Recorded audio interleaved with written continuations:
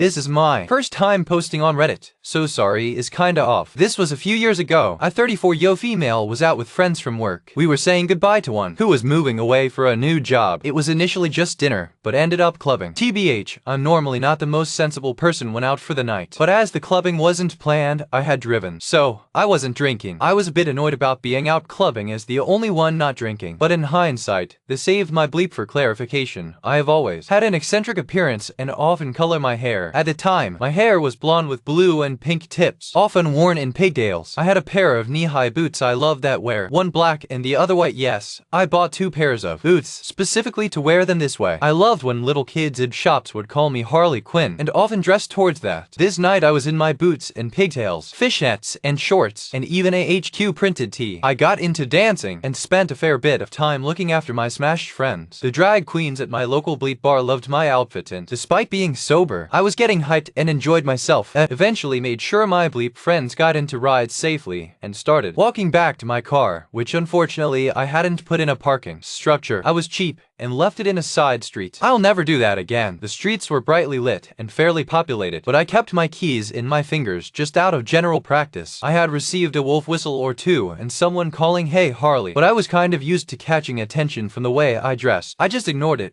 wanting to get to my car. "Harley," I heard again. But it was someone else's voice. I didn't look, because I didn't want to engage or make an opening for conversation. Don't ignore us bleep that when looked across the street and saw that it was 3 men. I just shook my head to show I'm not interested and kept walking. There were other people in the lit street, so I figured they wouldn't do anything. I was wrong. They crossed the street. "I'm just heading home, guys. Sorry." I started speeding up. They followed me. "We just want to talk a second." "You don't gotta go home. We'll take you home. Harley, come on." My heart was racing at this point. I looked to the small handful of other people in the street. Some were stumbling. Bleep most either ignored or didn't even notice the situation, as people shouting at that hour in that part of the city was common. I didn't care if it looked like I was overreacting. I clutched my keys and ran. I'd hoped they'd realize they were coming across as creeps and just back off. Or maybe they'd just call me a crazy bleep and let it go. They called me a bleep alright, but my blood ran cold as I heard them chasing me. I'm not a fast runner, and though my boots had wide heels, the heels were very tall, and I kept picturing myself tripping, picturing myself dropping the keys, picturing them catching up. I kept focus, not daring to look back, knowing how clumsy I am and that I couldn't risk it. I rounded the corner. The street was empty, but my car was under a street light. I was holding back tears as I reached the door. I took a deep breath to steady my fingers, adamant not to be the person so close to safety just to bleep it up by panicking and dropping my keys. I opened it, got inside, slammed the door, and locked it just in time. One of them tried to open my door. I was trembling and couldn't make out what they were saying as they shouted, kicking my car, cursing at me, calling me Harley. I peeled out of there, almost hitting one of them. After 5 minutes driving, enough to get a safe distance, I pulled aside, shaking and crying too hard to drive safely. I got a haircut the next day. My HQ phase was over. It took a while to be comfortable dressing in my own style again. This isn't the only time I've been harassed by men, but this was the only time it was a group, and I'd never been chased or had someone show explicitly violent intent like they had that night. If I'd had anything to drink or let panic cause me to fumble, I don't want to think about what they might have done to me, but sometimes I just can't avoid thinking about